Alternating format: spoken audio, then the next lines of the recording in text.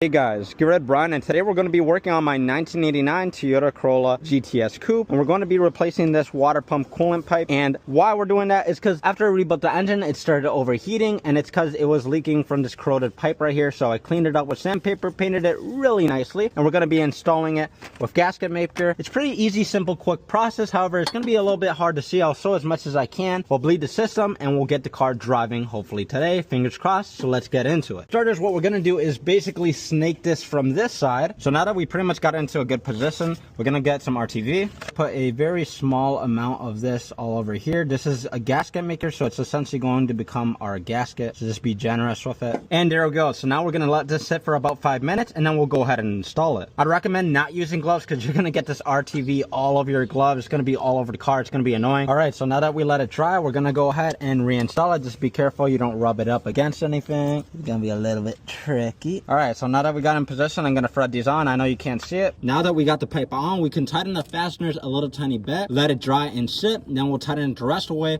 and then fire her up. Of course, I'm gonna use this bad boy to do it.